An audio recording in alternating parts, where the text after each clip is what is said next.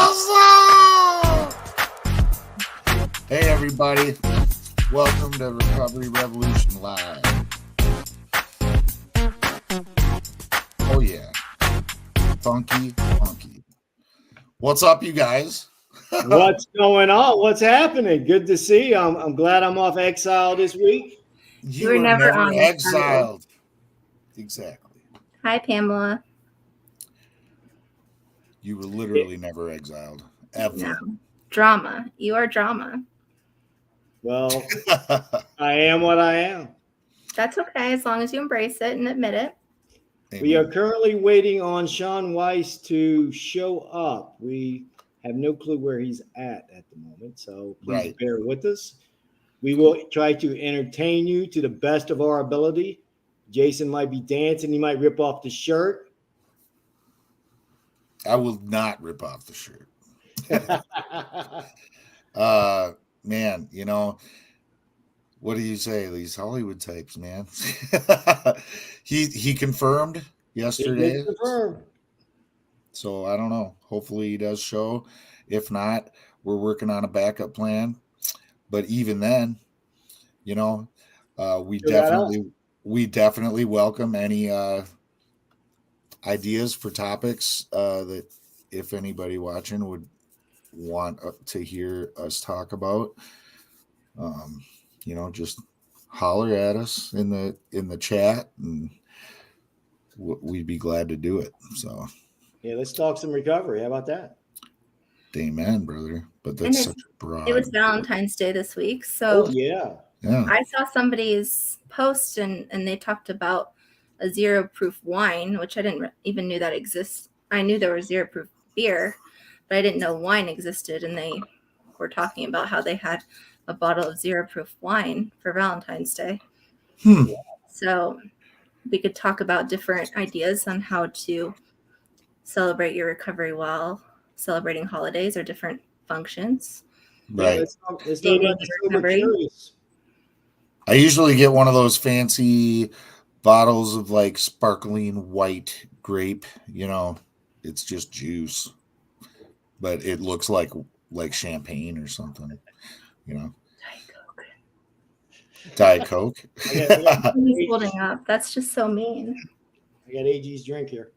Oh, no, I've quit. Pamela said Diet Cokes in the last month. Pamela says, I don't think everyone knows each one of your personal stories. Also, how did you all get together? I like that. So we could give the Reader's Digest version of each of our stories and then talk about how we met. Okay. Let's do who's first. You could show the picture of when we met too. We have a picture. Oh yeah, all three of us do. I could maybe get that going. Can we send it to you? Oh yeah, you could. I have it as well, but it'd probably be quicker if you sent it to me. I don't know.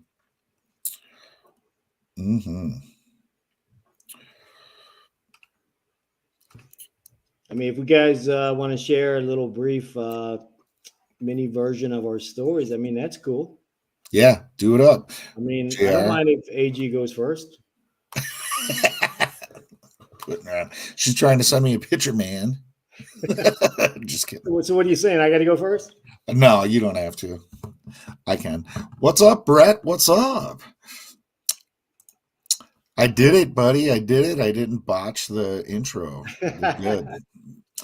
I'm running the stream, obviously. Brett's not here right now. He might show up later.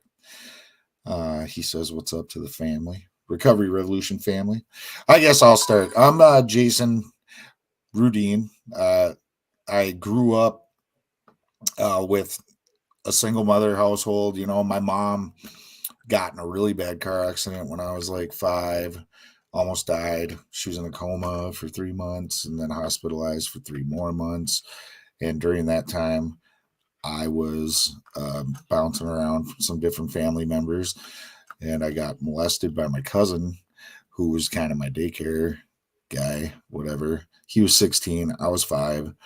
He, you know, molested me repeatedly, and that was something that would factor into later, but I just moved on from it. Like kids are so resilient, they can box it up, forget all about, kind of block it, whatever, compartmentalizing it's called. And so that's what I did. And I didn't ever remember it again until I was like 13. But in the meantime, my mom, she had changed from her head injury, and it was a whole thing that, we were going through. She just had a big time drinking problem, a lot of anger issues, a little bit of violent tendencies, but more verbal and emotionally abusive at that time when we were really young, or when I was young, I should say. When I was 8, she had my brother. And when I was 10, she had my sister. And I took care of them a lot until I was about 13, because, all the drama and the domestic situations and mom being either at work or at the bar.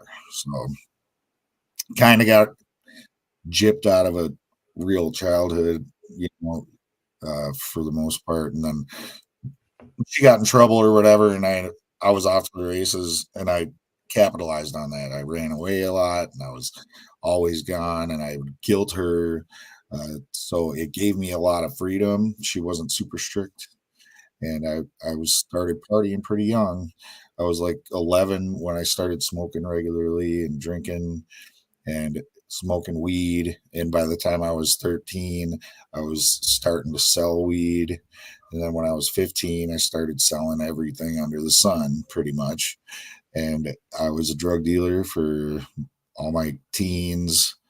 I had I was a virgin till I was 17, but I had a kid at 18.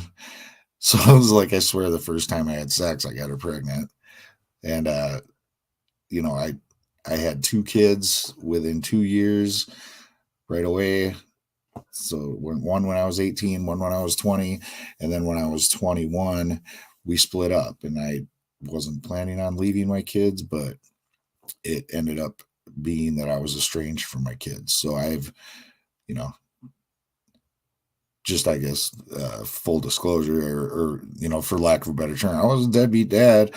I didn't want to be, but I was, and I turned to what I knew, self-medicate, get high, get drunk, get lost in the hustle, keeping busy, all that good stuff. So I struggled for many years. I started shooting up when I was 16. So I was a junkie for periods. And then I would kind of give up one crutch for another. I'd stop shooting up. So I'd think I was a golden boy because I was just doing, oh, there's the picture of us. Good job, Ashley. I was in and out of the needle thing. And I don't know. It took me to dark places, man. I have 2 failed marriages. Like I said, 2 kids that I've been estranged from since they were 1 and 3. And now they're 24 and 22. So that makes me, I'm almost 43 years old. I didn't get clean till I was 36 and started trying when I was 35. But, I never knew that I was the problem, is what I would say. It was all those years I struggled, and I tried to fix my life and change the direction it was going. It didn't matter because I was really lost in thinking that everybody else was the problem. The world was the problem. And I didn't see my part in things at all until, I finally asked for help and let people guide me in the rooms and in recovery. So I'm just a lucky one, one of the lucky few that actually was humbled to the core enough to find help. I should be in prison right now or dead. And I was looking at 98 months in prison, freaking towards the end of my last kind of hoorah. I was selling meth for the cartel, and I got popped with a bunch of dope, but got set up by one of my best customers. And then that's when I had to really open my, eyes to what was going on, and I had to get honest and shed the secrets and tell my ex-wife, what I'd done, and thought I was going to lose my youngest son during that. He's 11 now. At the time, he was like 4, and I can't tell you guys how grateful I am today that relationship that I have with my son. And I thought I was a pretty good dad when I was using and stuff, but it's just so much deeper and better now. And it's nice because recovery, no matter what your pathway, you learn these principles to live your life by, and you can teach those. You can pass that wisdom on to your children, and that's a big blessing. One of my proudest moments is when I see these teachable moments and I can guide my son, even if it's just through a chat, plant some seeds, teach him about the basic principle of the matter. It's something that, before I would have been baffled on how, how to deal with those situations. And of course, I'm not used to older children. So every time I see him, he's older, he's smarter, and it presents a new set of consequences. But, I'm really grateful to have this chance to live 2 lives in one lifetime. And so I'm grateful to have you, buddy. Thank you. I found purpose through podcasting and service work and sponsorship and everything. We're lucky you're here. Yeah. Thank you. Very blessed. You're a blessing to so many. Thanks, guys. We have a guest. Can you guys hear me? Hey, Richard Jensen, the man, the myth, the legend, the ESPN guy. Oh my God. Thank you. That was a great entry. It's almost like red carpet and come on, guys. Are you driving and doing a podcast or a live stream? Let's do it. I'm pulling right up to my place here. Okay. Thank you for jumping on, man. Yeah, our original guest, Sean Weiss, didn't show up, so we were just going to share our stories. Oh, man, I love that. I love power of story. I'm in. Yeah, good stuff, man. So, hey, man, we're going to save you for last because you're the special guest. Oh, so perfect. I'll get situated. So if you want to mute your mic, that'd be great because we can hear your car. And JR or Ashley, it's your turn. Take the wheel. Okay, I'll go. I'm JR Weaver. I am a person in long-term recovery. My sobriety date's 11/10/17. I am an Army veteran. I found that when I got out of the Army, I kind of forgot who I was. I lost my identity, my purpose, my reason for life. Why is it showing you, Jason? Kind of threw me off there, buddy. But I was one of those guys that had life all mapped out. I mean, I had a pretty good, solid military career. I thought I'd get out and use the Army college fund, the GI Bill, to go to college and get my degree, get a job, find a wife, get married, have 2.5 kids and a dog and a cat. But what I found out was, as soon as I got to college, was that something was either wrong with me or wrong with everybody else, and I believed it was everybody else for the longest time. So what made things normal for me was alcohol, because it was something that the military kind of didn't frown upon us drinking after we did what we had to do. So that's always been my go-to. And long story short, I ended up burning through about 7 years of college and all of my GI Bill, pretty much failing out of college, a lot of incompletes, a lot of C's and D's and F's for the classes that I actually, finished. And it was about 4 or 5 years into it that I saw the pattern that I was going through. So I thought it was my location, hanging out with, my old friends that were coming over, like almost every night and, drinking, playing spades. So I figured if I got out of Charleston, South Carolina, that I'd be able to get my life back on course. So I ended up moving up to New York, and I started working full time. I was getting these great jobs, because of my military experience. And it wasn't long before the alcohol started coming back into my life, and I started going out more and more, during the week, shooting pool leagues, and it was like running up $100-$200 bar tabs every night.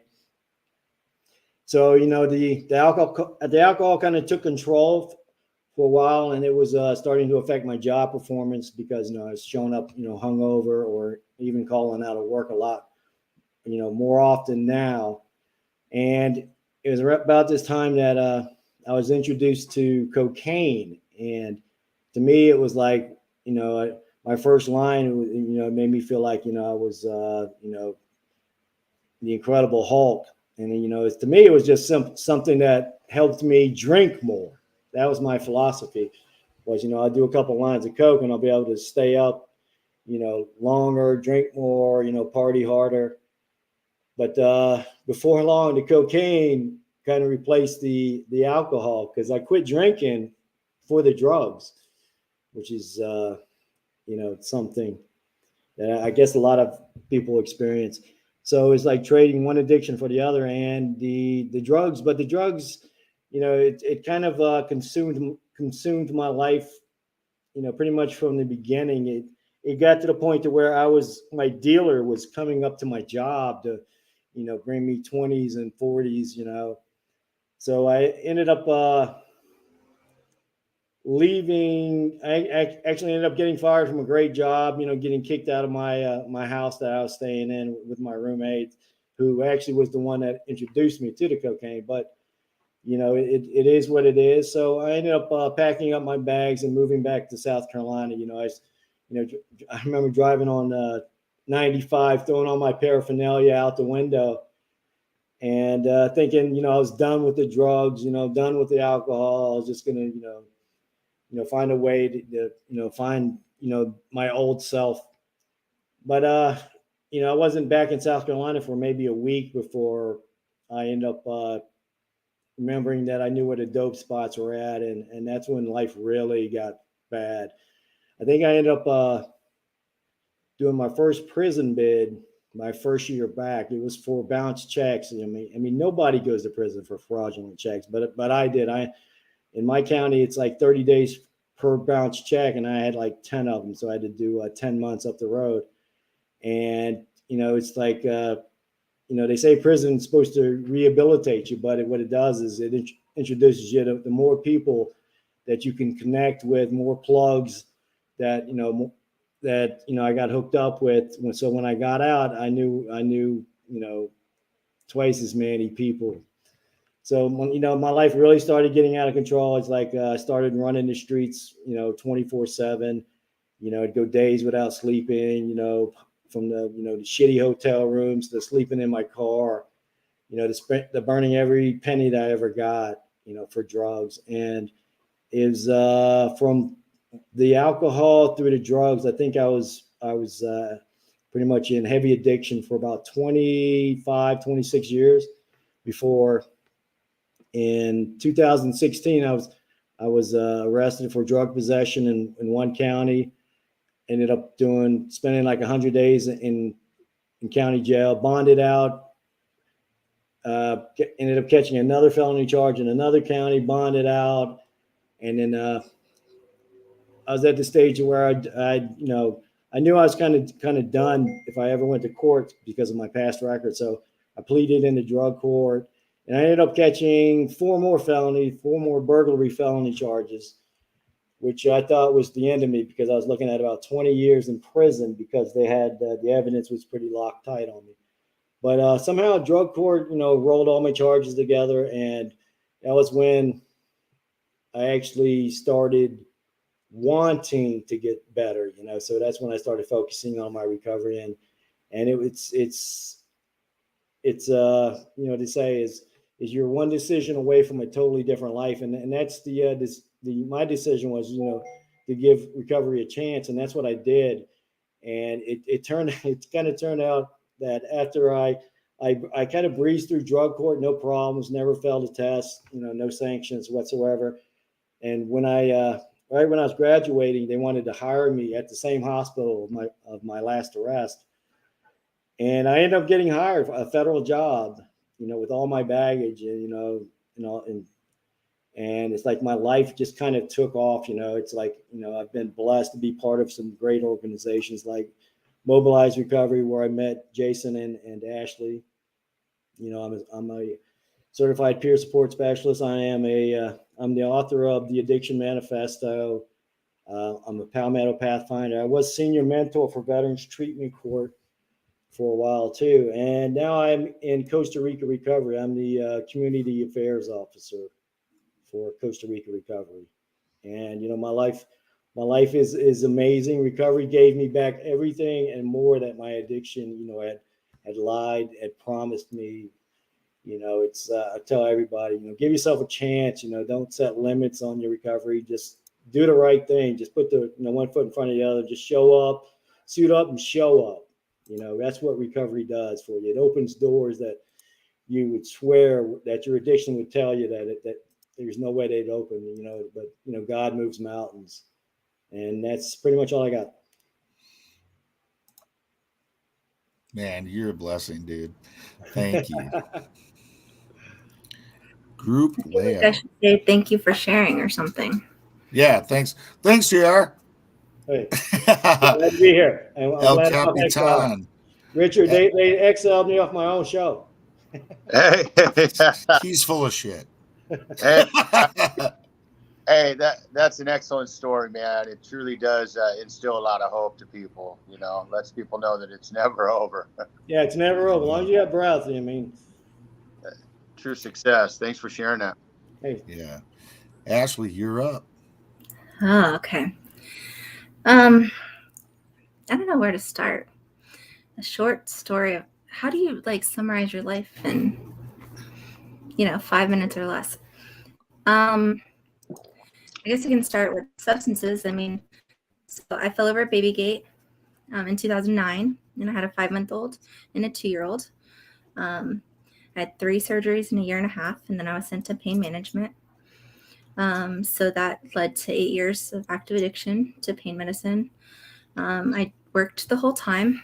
So I had a very different story than, what you hear a lot of times. But my story is a lot more common than people think.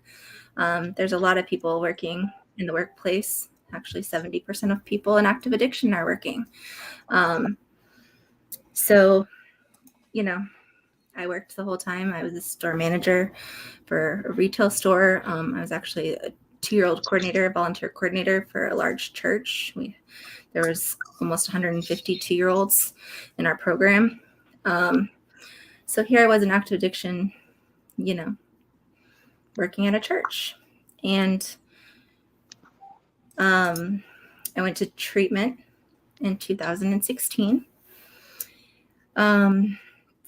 And, the first time I went to treatment, it was a state facility. And then after a couple of days, I went to a private facility in Florida. My mom came and got me, and the private facility had massages, and they talked about trauma, which I'd never addressed before. My dad died when I was 11, and I never felt like I fit in growing up. I had problems with food, over exercising, control, how there's always that, too much is never enough. And, so it was a control thing, I could do well if I didn't allow myself certain foods or allow myself to do certain things. Or when I started exercising, I exercised too much instead of being able to do it in moderation.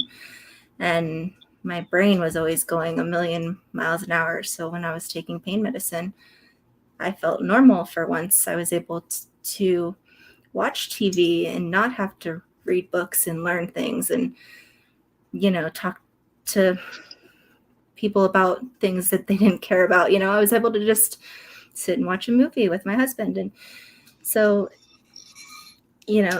there's always this thought that, that life is chaotic, and it felt normal until it wasn't normal. And there, I was so depressed. I slept on the couch, like I couldn't get off the couch without taking pain medication. I couldn't go to work without pain medication. If I ran out, I was taking baths and Benadryl and Imodium. And luckily, I can say I'm grateful, that I did work, and I stayed able to afford the lifestyle. So I never had to go to street drugs and I'm just very, very lucky, because people lose their prescriptions. They lose, their income, they lose everything. And heroin's a lot cheaper. And luckily I didn't, get into pain medication until after I had my children. So I didn't have to worry about, pregnancy and stuff. But I can tell you, I made a lot of bad decisions because pain medicine ruled my life. So now I can't judge anybody. Before I would have judged someone, oh, you used when you're pregnant. I can't tell you I wouldn't have if I had not been in active addiction. So it really, active addiction levels the playing field. So I went to treatment, thought I was cured after 30 days, went back home. My best friend had pretty much gotten a lot worse while I was gone. And she ended up taking her life, which threw me back into active addiction pretty heavily. And a couple months after that, I tried to end my own life. So I've been in long-term recovery since sometime in May 2017. And when I say long-term recovery for me, that means pain medication, co-occurring mental health disorders, and I haven't tried to hurt myself or take my life since May of 2017.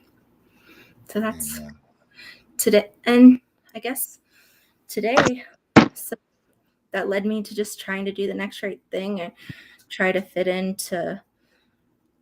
So when I first got into recovery, I tried to fit in. I tried to fit in this box, and I didn't fit into the box. I didn't smoke, so I didn't fit in at the smoker's table. I didn't drink coffee, so I couldn't be authentic and say where the meetings with the best coffee were. And that really was hard for me for the first couple of years. And honestly, depression medicine is what I think got me through the first, and just fighting for my kids. I was going through divorce, and, I don't know. I can't tell you what the magic thing was at the beginning, but I think today it's not trying to fit in. It's today I'm the president of NAMI Florida, so we have 24 affiliates throughout the state. I served on the board of an RCO, and none of this is stuff I planned. I didn't strategize. What am I going to do next? It was literally, hey, will you join our board? Or, hey, you have this knowledge. And then it was just, I looked back at my life. We were at the Capitol. When was it? On the last Wednesday, I think it was. Yeah, Behavioral Health Day at the Florida Capitol. And I met, the Florida Secretary of ACA, the Assistant Deputy Secretary for DCF, representatives. And it's just they were listening to what I had to say. And it's just amazing. And I can't say that recovery is always easy and life isn't perfect because of recovery. But I think I can deal with life a lot more on life's terms because of recovery. And life is beautiful because there's good and there's bad. And that's something recovery has taught me. Amen, sister. That was beautiful. Ashley, you've been such a blessing in my life, and you're really a blessing to so many now through your work with NAMI Florida. I mean, it's amazing to see all the doors that are opening for you in your journey, and I'm proud to call you a friend. So thank you. Thank you. Good job, Ashley. Thanks for being vulnerable. Thanks. That's what gets us here, is just, I was on a webinar like right before this, and they were saying, guns don't kill people, and fentanyl doesn't kill people, and mental health conditions don't kill people. What kills people is secrets and shame. It's the not being able to talk to somebody about what you're struggling with, and not being able to. So, like if you feel like you have to hold it in, you can't tell the person next to you, hey, I'm struggling with substance use disorder. I'm struggling with, I don't think I want to live tomorrow. Like if you could tell that to somebody next to you, it changes the conversation. Even though you would think, oh, it's so depressing to talk about it, it actually isn't. It's pretty freeing. Yeah, totally. Connecting with other human beings, it's like medicine, Knowing you're So, not. who's going to introduce this fine gentleman to us anyway? Oh man, hey guys, hey, I appreciate you guys having me on too. Kind of caught me off guard. I was in the car. I love being here with you guys, and I needed to hear your guys' message too. By the way, Amen. Somebody introduced me. Yeah, I honestly don't know your name because I can't. Okay, they were kicking around three different names. I got it. Ladies and gentlemen, this is Richard Jensen. He was he's the beer champion in life. He tours the country. He's speaking at schools. Is that awesome? He was you were collegiate All-American. Yeah, collegiate. Yeah. Yeah, I mean, dude was on ESPN. He was on ESPN, so that's like. Everybody's like, plug in. Hey guys, my life hasn't always been national titles, Emmy awards, national hope tours, talking to kids all across the country. I mean, this is just this is the incredible place I'm at right now, and that's because of recovery and staying sober for extended period of time and finding myself. But life wasn't always the all-star dad. There was a time in my life where prison and jail was happening. You got to go way back. I'm an athlete. I'm in high school, low self-esteem, came from a good home, good family values, a good upbringing. The lifestyle that I ended up in, I was not bound for. My parents and didn't do drugs, didn't drink. I was an athlete. I graduated from high school, but when I got out of high school, I went off fishing in Alaska, and I found a really tough lifestyle up there. A lot of drinking, a lot of drugs, a lot of money, young kid, impressionable, low self-esteem, insecure, still trying to find himself. And I found myself, making a whole lot of money in the early 90s up fishing in Alaska, and no way to manage that money. And got introduced to drugs for the first time, and it became my very best friend. And unfortunately, 5 years of fishing, a lot of money, a lot of partying, and a habit to go with it. I wasn't able to get my feet back on the ground for a long time. And I missed college back then. I had an opportunity to go to college, wrestling. I'm a wrestler. I grew up wrestling. That was that place where I found myself. That's the place that I felt a sense of belonging, a part of, and once I lost that and found alcohol and drugs, it took me 20 years to get my feet back on the ground, and it took me to jail for many years. I'd done some prison time. I abandoned my kids. I was a deadbeat father. I struggled to make it, and I spent 7 years of my life locked up in jail and prison. And I remember many, many times where there was opportunities to make change, and I just wasn't able to make that turn. Addiction had me pinned down to the ground pretty good. I'll never forget the hopeless feeling I had though in 2003. I'm locked up in prison, and my mom passed away on me, and I realized that I had failed my family. I'd abandoned my kids, and there I was, and my mom's passing away, and she died, and I didn't even know that she was sick. I was so detached with the things that were important in life at that time, and I did a little over a year, got out for a few months, then I did another year, and I was released to downtown Portland. And I remember I wanted to stay sober really, really bad, and I just didn't know what to do. I got released in downtown Portland, and I made a conscious decision not to go back to the places I knew. It was an instrumental moment, and I checked into a homeless shelter. And I convinced myself that, this is where life begins, is here at this homeless shelter. And, I remember pounding the streets for a month trying to get into a treatment center that would take me in because I wasn't mandated, but I knew I needed some help, and I didn't know the extent of it, but I knew I wanted to stay sober.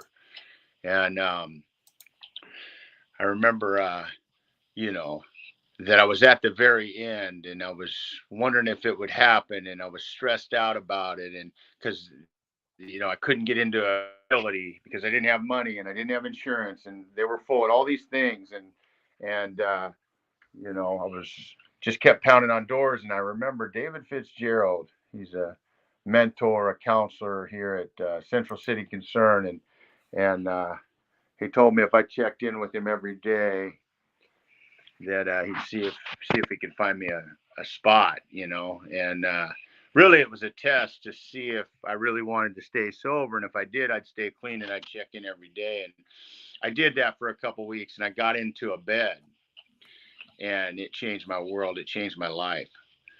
I ended up in a treatment center for about 6 months. I did a mentoring program for about a year, and then I believed in everything that they were saying. And what Ashley was saying, what really connected with me, and she said it just a little differently, but when I got into those groups, that mentoring program, I'm an ex-convict. I'm a criminal. I got a different belief system.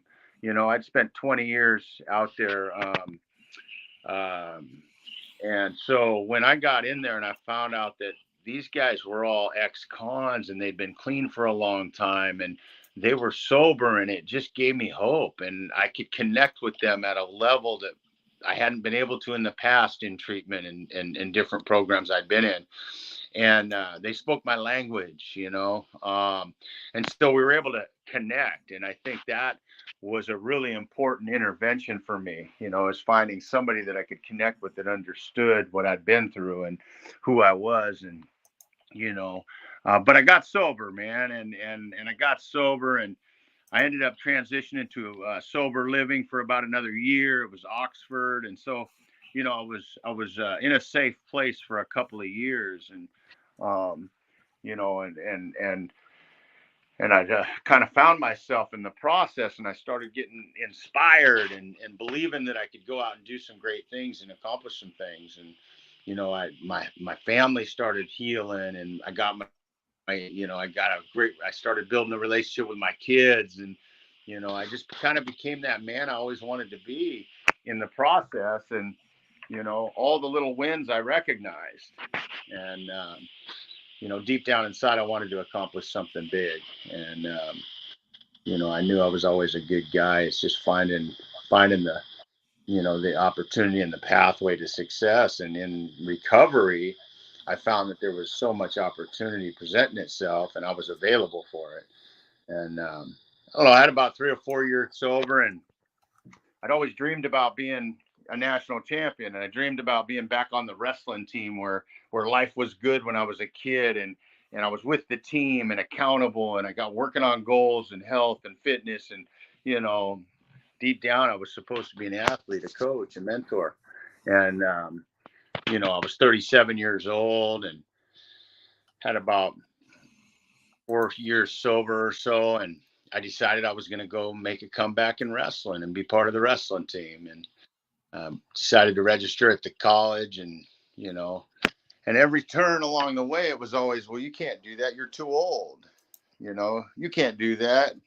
You're an ex-convict. You can't do that. You're a drug addict. You can't do that. You can't do that. And there were so many things that at every turn, and I just kept fighting and kicking and scratching and moving, and I believed that I could do whatever I set my mind to and go after it, and I did. I went on, got on the college wrestling team. I was 37, 38. I'm the oldest that ever competed at the national tournament, and it's about, just keep fighting and keep moving. Things are going to get hard and you just got to believe that they're going to get better. My comeback year, I lost 20 some matches and I won one match. And people didn't realize that the reason I was out there is because I was trying to win my life back. It was much bigger than wrestling, much bigger than wrestling. And, and I trained all summer, came back and had a winning season and ended up winning regionals and went on to nationals. And I'm one of the oldest that ever competed at the national tournament in college. And I was 38. And, wrestling changed my life. And it's about finding that vehicle to help, inspire you to move forward. AA and NA and the recovery community did absolute unbelievable things for my life. And then I had to find something for me. And that was that vehicle. And it was wrestling. I think everybody has a vehicle in their life, whatever that is. For me, it happened to be wrestling. And then I went on and competed for another 9 years, and won a national title. And in that process, as JD was saying, my story was on ESPN. It won an Emmy Award. It was one of the most inspirational comeback stories. And, it was about my age coming back at 38, but it was really about all that struggle that ensued over the years and to make a comeback in the sport of wrestling and find my way to the podium, I took my story on the road. And it's because I got a bunch of letters in the mail after that ESPN documentary. I write about it in my autobiography about how Be a Champion Life was born, it was about 2009. And I had about 6 years sober. Story went on national television, and this teacher played that documentary in his 8th grade class, and the kids had to write me letters and ask questions and tell me stories. And, they told really heart-wrenching stories, and I was supposed to write them back and answer their questions. And it was a moment in my life I had a chance to really impact somebody and change somebody's life and do something good. And so I jumped on a plane and flew out to New York and met those kids, and I answered their questions in person. And yeah, that's awesome.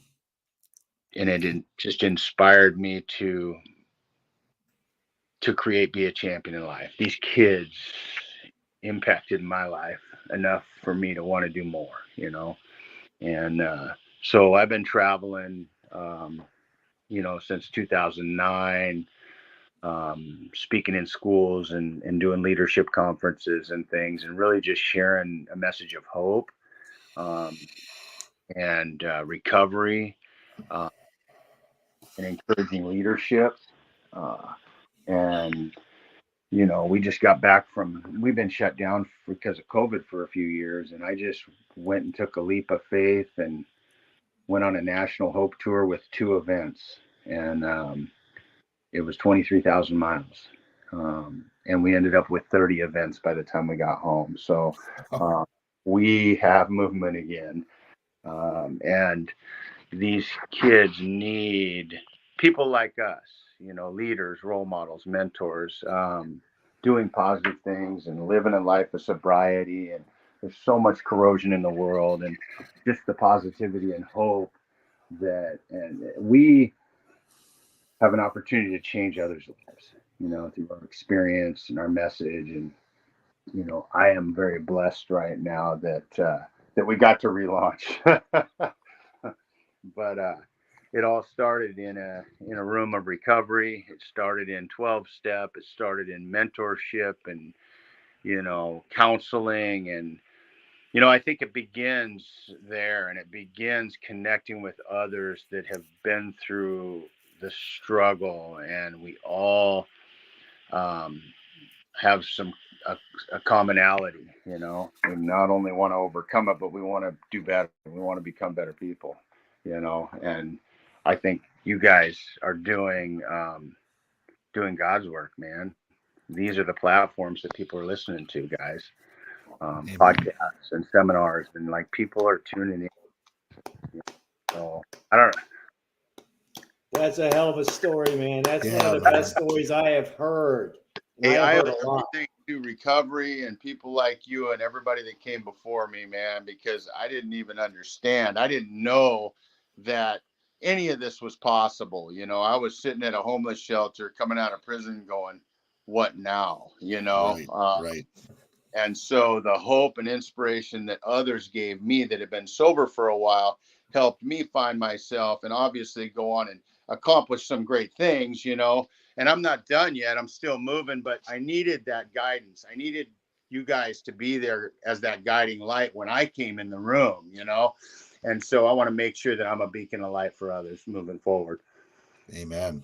Yeah. It's once you get that freedom, it's hard not to feel that sense of personal responsibility, because now it's up to me, to reach out, to check on somebody, whether I know them or not, right? To reach one and teach one and do what I can, because somebody did that shit for me when I had no hope for myself, right? Like, and I mean, we're not doing nearly enough for our youth. Like, they deserve so much better than what we're giving them as a country. And I'm not saying like any specific group isn't doing. There's a lot of groups that are doing things for youth, but we were products of the Just Say No era, and this is your brain on drugs, and this and DARE, and not that those aren't wonderful programs and wonderful messages, but what do we teach people as your plan B when you get into a situation like all of us did?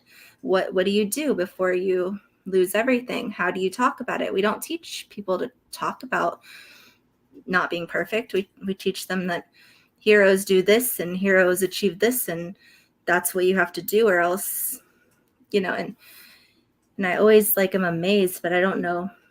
I hear it so much and I don't know why I'm always amazed. I should just tape it to my forehead. But it's some of the people that we think had it all together, that, on the outside, you probably looked like you had it all together until you didn't. But people that are doing so well in life, a lot of times don't have the self-esteem, or they have to supplement with substances or whatever the case may be to live up to people's expectations. Or Yeah, I'm a big fan of internal wealth. I obviously I do this as a business, but I also do this so that I can continue to do it. That's why it's a business. I donate as much time as I charge for, but the truth is I get more internal wealth than I do external wealth. Right. It helps me feel great about myself, and and make change and do something for the world, do something positive. And you're right, the resources aren't available. We're not doing enough. Let's put it this way, I know that I work too hard to get the events that we get. Okay, my phone should be ringing off the hook. Let's just put it that way, with all the issues we have in the world and the help that these kids and how much these programs are needed. It's mind-blowing, actually. But I am fortunate and thankful and blessed. Don't get me wrong. I just know that I have to work very hard. Right. When it's a massive issue, it's just mind-blowing. Well, and the other thing is that they've done research and they've found that youth listen to somebody with lived experience. It doesn't necessarily have to be someone their age, but then we have these barriers to, I've been at these community meetings, and there's people that have, background barriers, and they're beacons in the community. A lot of them work at churches, or they're business leaders in the community. The stuff that happened 25, 30 years ago, and they've worked to rebuild their life since then. Worked 10 times harder than someone that didn't have a background to overcome to get to where they're at. Let's make sure we mention that, because it's quadruple, at least as hard to overcome as it is to start on a level playing field. So these things have been so far, but they're not allowed in the schools. They just want to tell kids what happens when you don't say no, or what happened, what prison is actually like, or what your life will be like if you do make these decisions, what it looks like. They're told no all the time. They can't go to the schools because they have backgrounds and they can't be around children. And so it's like, and that happened, like I was at a meeting probably about 2 years ago, and I was like, we need to find a way to get that lived experience into the schools so that the kids don't have to live it. But how, is 20 years not enough to prove that they're safe? There's a lot of red tape. A lot of red tape, and stigmatized, and red tape, and the things that kind of keep people like us stuck when we're trying to do something great, something positive. I've dealt with a lot of red tape over the years, and the walls are slowly starting to come down. I've been sober a long time, guys. I'm 19 years now, and I've worked really hard to get where I'm at, but and I still find myself kind of finding a few walls to deal with, but there's a lot less and less over the years. A lot of tables I couldn't sit at that I can now. And, nice. I think even in all those years, and I've been speaking since 08, 09, even now compared to when I started, these conversations are getting more open. And I think that organizations and schools and business are starting to open up more personal conversations than ever before the last 3 or 4 years, we have found that kids respond to true life stories, and it doesn't matter that I'm 52 years old, I can still connect with these kids because we're talking about life. Yeah. They've seen struggle in their lives. They've seen addiction. There's fentanyl. People are dying. Like, these kids, we can connect with these kids, guys. And the sooner that we can all have an open, honest conversation in the school system, the sooner we can help our kids, Absolutely. Totally. No, I think it's awesome that get rid of drugs. There's always going to be the next fentanyl. There's going to be the next. So the only thing we can do is to create environments that people don't want to use. Yep. Educate our kids. In school. Good, positive environments and leadership, and there's these programs are really important, and we need to keep doing what we're doing. Amen, brother. Amen. Thank you for your service for the youth, man. That's huge. All right, JR, Ashley, you got to say something about this. Love it. I did not want to neglect to go there a little bit with how we all hooked up, because that was the other half of Pamela's suggestion. So, you know what the funny thing was, is that like that whole time, so I knew JR like online before Mobilize, and I had his book before Mobilize, because he did this thing where he was wanting pictures of it all over the place, and so I sent him a picture of it, in Daytona Beach, because that's a fun place to have a picture. And he kept like the whole time with your podcast, he's like, you should have her on. You should have her on. And in your head, I think you're like, she doesn't talk. Like, how am I going to have her on my podcast? She doesn't talk. He was trying to sell you the whole time. And then I looked up on a podcast together, and I was on your podcast after that. Yes, ma'am. No, I was definitely not like that. I figured if you, because trust me, 90% of people are like, even if they have the most amazing story and they're totally like out there and like the Pied Piper of recovery with sponsees down the block, these motherfuckers will not get on the microphone. They're like, no. That's not my thing. So it's not very many people are willing to do that, you know? And so when you said you wanted to be on, I'm like, yeah, let's do it. You know, You had a backlog for like 6 months at that time. I know, but I got you on. Oh yeah, you like pushed me to the front. But I had somebody flake on me, you know, like that happens from time to time, you know. It's not just with our RL, right? We're not the only ones that have a flake, you know, so. But remember, you had like 6 months of like pre-recorded too at that time. You had a lot of people from Mobilize that wanted to be on. Yeah, and I still have quite a list of names from that first year Mobilize recovery that I haven't gotten to yet. A lot of them, our schedules just don't mesh. I work a ton. I mean, I was a sub in today, right? I'm a sub, right? You're a sub, dude, and you should not. I wasn't on the.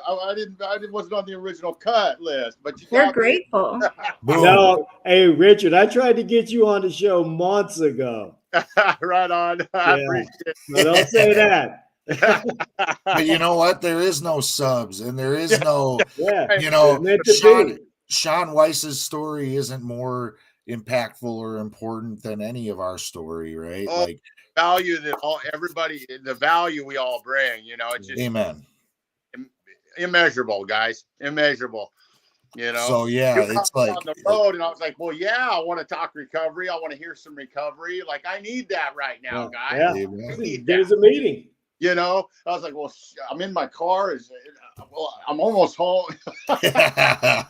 Can we do it on the phone? I don't have a laptop. Yeah, okay, let's go. That's right. Hey, tell me, J.R. Weaver calls, you got to answer. Yeah, right. Well, and I think it's so important, the youth aspect, because I hear it more and more every day that there's the parents in recovery now are you know, actually we're at third generation probably, but you know, parents don't know what to do because they taught their children growing up the life of recovery. And then how do I talk about this stuff with my kid? I've always told them, don't say no. So we're like repeating what we were taught, not on purpose, but so hearing someone that's talking to youth and some of the stuff that you get, you know, feedback is, I think, important and good to hear. And it reminds us. Yeah. And there's value in those old programs, you know, just say no and dare and all that stuff. There's value in all that, you know. It's just being able to be of current, I guess, you know, of today, and being a very current message and story. It just brings some more value to them, you know.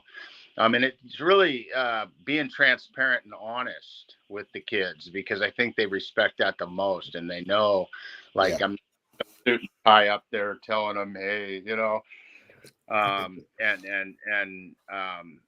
and we're able to connect. You know, I think what I found is it's nationally, like, these kids are yearning to have these conversations.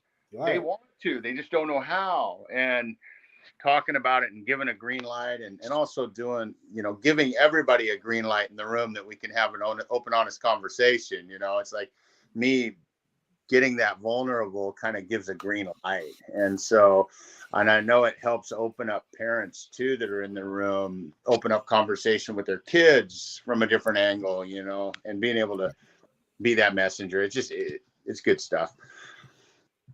Yeah. It might even just be something as simple as, you know, like their kid saying something to them, you know, like their thoughts about it, and maybe the parent realizing, like, oh shit, you know, like, it's time to have that talk, you know, like, because how long do we protect them from certain information? Yep. You know, and then all of a sudden realize, like, wow, they're already pretty, you know, they've been exposed to these things, and they know these things already are going on around them. They don't know about my experience, but yeah. So it's like, it could be an eye opener even in that way, like just knowing that, yeah, they're ready. Little John crowd goes home, I met this guy, and, you know, starts opening the conversation, and now they're talking about it at home, you know? So yeah, it's great. Well, and the other thing is, you know, the three of us are products of Mobilize Recovery. And as we think about voters. Kids are the next generation of voters. If we come and we tell our stories and they understand what recovery looks like and what falling and getting back up looks like, we are able to change laws and prevent the barriers that so many people have today with this new generation of voters. So it's good for everybody. Amen. Yeah, it was pretty sweet going to that thing. It blew my mind that I was even able to attend and that my application was accepted. I mean, I know that the podcast is a great way to spread hope and spiritual wisdom and all of that. But at the same time, I was like, little old me, like I'm not out there marching on Capitol Hill and making legislative changes and doing like these big things or speaking on national stages to super huge audiences. I speak in a room full of like 20, it could be 12, could be 60, you never know. Addicts and alcoholics. I've done a couple of those Al-Anon or, family support groups, and it's a much heavier way. You need to weigh your words more carefully. You can feel the rawness of their pain more, and they're much more inquisitive. They have all these questions, whereas like if you leave time at the end of your speech in a room full of addicts and alcoholics and you're like, anybody got any questions? People rarely ever ask a question, but you're getting like everybody's hand going up at those family groups. And and maybe that's just silly too for me to minimize that the importance of that stuff, or the ways that I give back, But look into invitation to change groups, and that's one of my favorite family groups. It changes the conversation and teaches people how to communicate with their loved one. And no matter what you're struggling with, it's applicable. Pam does it with Thrive. Yeah. So, it's changed. So there used to only be Al-Anon and, Alateen and all this stuff, but now there's like so much more. But a lot of people don't know about it. So those are really hopeful groups if you want a hopeful family group. That was actually Thrive. Thrive's where I spoke the first time for a family group. And then I did an Al-Anon. I actually started advocating because of a group of moms that had lost their children to overdose, because they were like, I wish my child had got to meet you. I wish, a lot of the stuff you're saying, they said the same thing. I wish they saw that there was hope. And so it was just like, they believed in me, even though they had every reason to hate me because I was here and their child wasn't. They embraced me and loved me. And I was like, all right, we got to use our voices. And otherwise I'd still be being quiet, Yeah. It's crazy what a sense of purpose can do for you. What a drive you will get when you see a need that needs to be filled and you feel a responsibility to step up and take action to fill that need. And, I think it's really important that we try to educate ourselves. Ashley is a great example of, just the wealth of information that you've accrued in a short period of time. It's like, you need to learn as much as you can so that you can educate as much as you can, and accept and love everybody. So that means you have to accept everybody for who they are, which means you want to learn about every pathway or every, barrier and try to help people overcome that stuff. A lot of clinicians then don't want to work with families anymore because they're like, oh, they never show up to their session. They don't show up for the person. And then when you go and talk to family members, they're like, we've done the same thing 15 times. They never reached out to us and said anything different. And like, we've gone through treatment this amount of times, we're angry. And so it's like, well, maybe getting in the same room and talking about that might open the conversation. And I'm going to tell you now, I hear clinicians say that family support, whether it be birth family or chosen family, is the number one indicator of success. You have to have support. Yeah. That's key right there, because in a lot of it, dude, like when you have to draw healthy boundaries for your life, sometimes that's going to include your blood relatives, or Right. exes, significant others, whatever it might be. And yeah, we need to build up a new community around ourselves, make some connections with some more positive guidance around us. And so when you live in like an Oxford house, the people that live with you, that's your family. Even though you weren't born blood relatives, like they become your family. When you find a home group in a room, like that becomes your support system in your family. And so that linking into some kind of support system is imperative. No one can do this thing called life or recovery on your own. On the rest of the team too. But it's about surrounding yourself with positive people, surrounding yourself with people that have your best interests in line, surrounding yourself with people that are going to boost you up, help you chase your dreams and your goals as you push them to be the best person they can be, and this is the important stuff in life. These are the things that we strive to find, is that happiness and belonging and sense of purpose. And in that process, hopefully we find our why and sense of purpose. It sounds like Ashley has found her why and purpose, and it's fulfilling. Also, don't devalue those groups that you're talking to, the host there. There's huge value in that. A group of 10, I always say, even if there's one in the crowd, I'm going to talk to them, whether it's 1,000 or one, because that one might be that little Johnny that needed to hear that message, Oh, totally, man. I'm not devaluing it whatsoever. Yeah, I love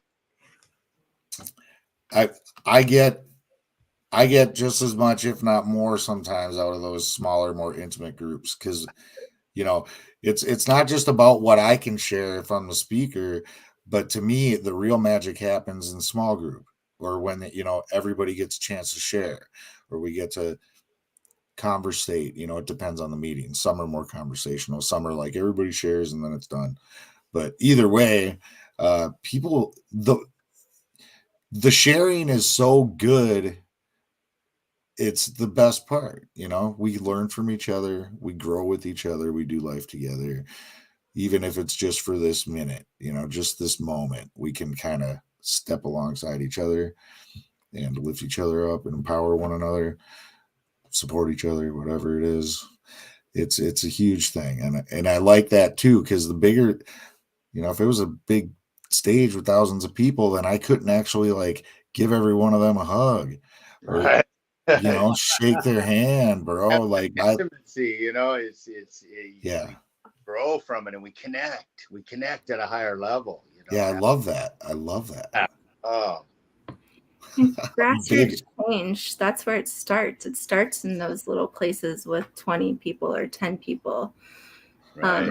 So, I mean, that's I'm learning well, about. it's funny too, because I see it in this like narrow scope, because when I do the podcast, even like this is 4 of us, but typically it's just me and a guest, and I'm like, to me, that's all it is. I send that recording over, it gets put together by the other guy, Charles, and he does the post-production, then releases it.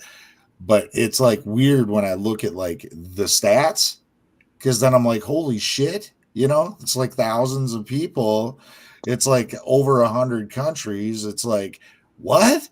Right. But I'm not thinking about that at all when I'm having these conversations, when I'm listening to you tell me your story. That's it. I'm in the moment, man. I'm, making that connection. And so like my brain doesn't process it in that larger scale way. It's just an intimate way for me, That's why I think I was like, whoa, I'm like mobilized and this is crazy shit. Do you remember what you said to me when you interviewed me for your podcast?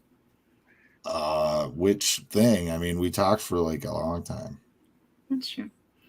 You said that I was going to do amazing things, that you could feel it, and that I was going to be a leader in the recovery community. Mm. Do you think that part of you saying that to me gave me confidence to continue? Because somebody that was on a podcast that talks to all kinds of recovery champions thought maybe I had something to say? I guess so.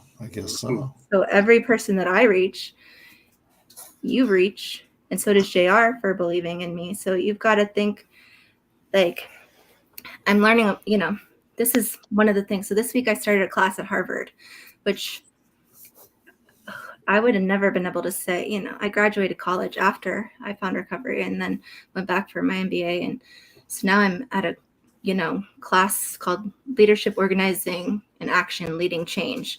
And it's with change makers from all over the world talking about how to mobilize and organize for change. And it's like, don't discount the small stuff. Right. All I'm saying. No, it's, that's just made me feel all emotional because I'm like, it's awesome. I'm always the last to know anything about me, right? Like I can see it in you guys. I can point it out. I can hold somebody accountable. I can call it like I see it and usually be really good at giving advice or hitting the nail on the head. But I'm always the last to know it's me, right? So like to have even somebody say something like you just said to me, it's like that I impacted you in some way. That's powerful stuff, man. Because I think even if we're doing the most amazing things, I'm sure, Richard, you probably have that where you're like, is it even is there any point? Like, is it impacting anybody? Sometimes we all have our moments of insecurity or like where we just don't feel like we're doing enough or we should be doing more or, Ash so. fed you. That's what I call it. We need to get fed too. I need to get fed a little bit too, and that's what she just did. For you, and that helps keep us moving. When I get a mom or a message from a kid or the right question afterwards, yeah, you're right. You get kind of complacent in this place, but then all of a sudden somebody pours their heart out to you. And then it's like I'm refueled now. Yeah. Dude, I'll tell you a little story. Like when I was getting my 4 years celebrating, I went to this small church north of here, very small town, Lindstrom, Minnesota. Actually, pretty big meeting though, I'll tell you that. But it was an NA meeting at a church, and I'm with my sponsor and my grand sponsor and some other guys, and they're doing a key tag presentation, and this chick gets up, and I'd never seen this girl before in my life. She's known my story and followed it for, she said, like 3 years on the, Sober and Serious page, just knows every detail of my story. She's been listening to the podcast for like the last 2 years, like listen to every episode since I've been on it. She starts opening up, she grabs the key tag and starts talking about how much she knows about me. She feels like she's known me forever. And it was a weird, like stripped naked kind of like exposed feeling. Cause I'm like, who are you? And then she was talking about how much it's helped her in her journey. And this chick had me bawling up there, bro. Just bawling. It was super cool. That's great. It was really cool. we live in this world that's like, we feel like it's so big, but it's really like so narrow. Because if you like when I was telling you before about Mobilize, I thought my story didn't matter. I was so quiet. I thought you didn't really think it was interesting, so you didn't want to hear it. And that's why you kind of kept putting me off. And then when you actually paid attention to it, then it was like, okay, well, maybe it does mean something. Maybe it does matter. So, I was looking from my lens, not thinking, oh, okay, there's all these people that want to do it, or his schedule's tight, or, like, right. And there's people that reach out to me that, I'm in a million, like, and I really mean to reach out. And sometimes it takes a little longer. And I'm sure that they don't think that they're as important because you know, for whatever reason, and that's not the case at all. It's me, and you know, so I think that's why this stuff, you know, you heard that you were impactful to her. You had these blinders, and you know. Yeah, it's a trip when people are like, "Oh, I know you," and they know all about me. I'm like, "Oh shit, they know like all about me." Our brains lie to us, like they really do, and we just have to. Yeah, it's true. Yeah, Ashley was the quietest person out of how many people were in that room? 400? I don't know. I think it was like 200 in-person participants that all over the nation. Or 250? Ashley Well, all over the nation there was, geez, 1,000. She had her little notebook out with her colored markers, and I was like, let me sit next to her and talk to her. Right. Yeah. Even, you know, I'm a shy guy naturally, but you know, I got her to talk. I still regret not doing the zip line thing. Yeah. But like we were on our way to walking somewhere, but we were literally like right next to that thing. And I could have been like, for people in recovery, they don't do a lot of daring stuff. I tried to get so many people to go on the zip line. They didn't want to touch it. I'm like, impulse, like, this is great. This is a positive. Well, I wanted to do, I mean, I ain't scared to do it. I just was like, I was honest. I felt like I was like in the middle of summer. I was obligated to stick with that group because we were on our way to do something. But really, I mean, all we did was like walk around, chit chat. We didn't really do much, nothing. We just went and like looked at the front of some stuff, looked at some signs and shit. We were just walking on that old part of town, Fremont or whatever. Is that Fremont? Fremont, with that big light thing that, yeah. It was JP, and he was maybe there with his wife or something, and he thought I was like hitting on him, and I was just trying to get people to come, so I wasn't doing it alone. And so, like, he's like, I'm here with my wife, and I'm like, bring her too. And he's like, I'm like, no, I just want people to do it. I don't want to do this alone because the people that we're going to come with didn't want to go on it. They just wanted to watch. I'm like, let me find somebody. So she didn't ask us, Jason. We asked her. She asked me. I'm saying. Yeah. I'm saying she asked me, but I was like, no, I'm sorry. I'm like already doing something with a group of people, blah, blah, blah. Oh. And I bought it on Groupon too. So I had like extra places. So it was free. So I was like, come do this. So I'm not wasting. Yeah. It was fun. I should have did it, Ashley. I would have did it if I was asked. Regrets. I've had a few. Are you sure I didn't ask you, JR? I don't remember. She did. I did, yeah. I'm sure. Yeah, you did. My wife's the one that does the zip lining and gondolas and anything higher than, you know, up in the air. And I'm the guy that just is like, no. I'll be down here videoing, you know. This big bad scary guy won't climb up on the roof. Oh, sorry guys, that's me. I want to plan like a recovery, like jumping out of a plane with like purple parachutes or people in purple, like for recovery month, like all across, and then like maybe a flight. Yeah, do the shatterproof thing. And then we could have like pictures of people doing it all over the country. I think that'd be cool. Dude, I'll do it. That could be your recovery challenge this year. Recovery challenge, skydiving. Instead of trying to get people to do the signs, be like, I got to step up my game for you. Yeah, you I guys. know. Yep. It was good for the first time. Hey, you got us on Times Square. Dude, typically I think jumping out of a plane would get you on Times Square again. Yeah. You could have little pins with the different places. Or he's got the Times Square thing locked down because he's JR fucking Weaver. Right. Come on. The Addiction Manifesto. I'm tight with shatterproof. Hey, he's tight. He's tight like Tigard. If you guys don't know, JR wrote this kick-ass book. Oh man, now you're plugging that. Now you're pulling out all the stuff. The Addiction Manifesto by JR Weaver. This has one little we need a new updated picture with all the new awards. How many awards are on that book now, JR? I don't really know. I think 6, maybe 7. This is a gang of awards, you guys. Check it out. Now I'm gonna need to order the Be a Champion in Life book now. I'm gonna add it to my collection. Yeah, Richard, we got to get you on for a full. Well, I don't know. You've pretty much been on a full show, haven't You should have sent me, dude. He has, and you should have sent me a picture of his book so that I could have did the same thing for him. We were 15 minutes into the show. Right. Well, I mean, usually when we have a guest scheduled, right, like prep work is already done, so we have, we create those kinds of images for the guests. So yeah.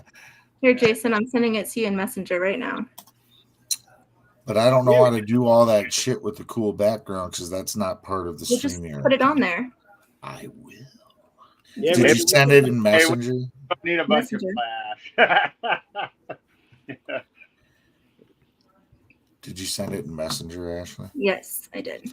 Okay, cool. Because it did You can private message me your address, and I'll send you guys each a book. Oh, thank you. Hell yeah, man! Thank you. Yeah, Richard, I really enjoyed your story, man. I heard my own story in there when you were saying that you heard that people saying, well, that's the voices saying that you can't do this because you're a felon, because you're a convict, because you're an addict. Yeah, that was that same voice that was telling me the same exact things, And the worst thing was they were all coming from up here. Yeah. Everybody else was like, you could do it, but I was holding myself back. And when I finally, was able to get rid of that and step into my fears, it was like, man, the world just opened its arms and like, welcome back. Yeah. I tell people that it's like, it's not society holding us back. We're holding back ourselves, man. We're limiting ourselves from, achieving that life that we actually want. Yeah. There's the book. It is, dude. Oh, you did. Yeah. Hey, this is a great background around it. This is fun right here. Yeah. Yeah. We did it. Look at that. Yeah, I don't usually run the stream, dude. Brett is the stream guy that does the StreamYard, all the like behind the scenes. So this I'm doing the best I can. You're doing a great job. You're doing a hell of a job, buddy. Thank you. Yeah. This is a great show. I haven't been on a recovery type podcast or conversation in a while, guys, like this. This is pretty awesome for me. Just so you know, I mean, I've been on multiple podcasts, but this is specific. It's focused. This is what I needed right now, Oh, I'm sure you're probably you're gonna get like 3 more invites at the end of this. I sent him an invite to be a friend, your friend request. I guess that's what it is. Okay, I'll make sure I checked out right when I get off the phone. I'll be able to find it. Yeah. Right. We'll have to link up because we have a young adult for our conference this year too, and there's other places with young adult I can link you into. Excellent. Where are you guys at right now? Where are you guys from? Where are you guys at? I'm in Florida. You're in Florida. Got it. Minnesota. Yeah, I caught that too earlier. You said, yep. And then San Jose, Costa Rica. Yep, Costa Rica. Yep. Costa Rica. He's from South Carolina though. Yeah, I could plug you into the schools in South Carolina too, because we used to do we had an event just like DJ Choice's Writing Over Addiction, that he would go into the schools and talk and share his story. Excellent. Yeah, we were just in South Carolina. We had 5 schools in South Carolina, actually. They came through. Oh, wow. Yeah. There's a bunch. There's a bunch that were actually interested in his program, but he kind of vanished. The Bluffton area over there, whatever, over on the coast. We have a couple of recovery schools too. And then there's also like the Department of Juvenile Justice. They always say it's really hard to get speakers and get people to inspire. And that's a great place to really spread hope, because that's perfect time to change and not have that background holding you back and stuff. So what we're gonna go back on another national tour like we did next August, and it's gonna be extended longer though. This year it was kind of short. We had some issues, had to get back to the West Coast. And this spring, I go back out March and April, but I'll be flying around. But we love being on the ground. We took our trailer and hit the road, and it was just a different kind of tour. It was awesome. But yeah, we were in Pensacola and the northern area of Florida. We didn't get really too far south. They had the tornado recently, right before we got there, and so we kind of crested into Florida, but not too far south. Nice. Our conference is in Orlando this year. Yeah, we were there. Yeah. Yeah, just youth is that's one of our opportunity, our priority areas is Excellent. youth and young adults and families. Yep. That's great. I love it. Very true. All right, you So guys. what do you guys think? Should we wrap it up? Sorry, I freaking can't. I canceled you out. I couldn't hear you. What? I was saying the same thing you were. Yeah, should we wrap it up? All right. I will wrap it up then.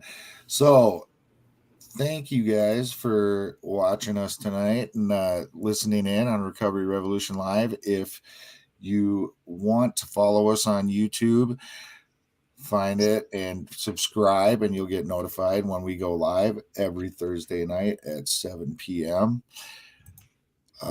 Yeah. Otherwise, we're at recoveryrevolution.org/live. I have a podcast.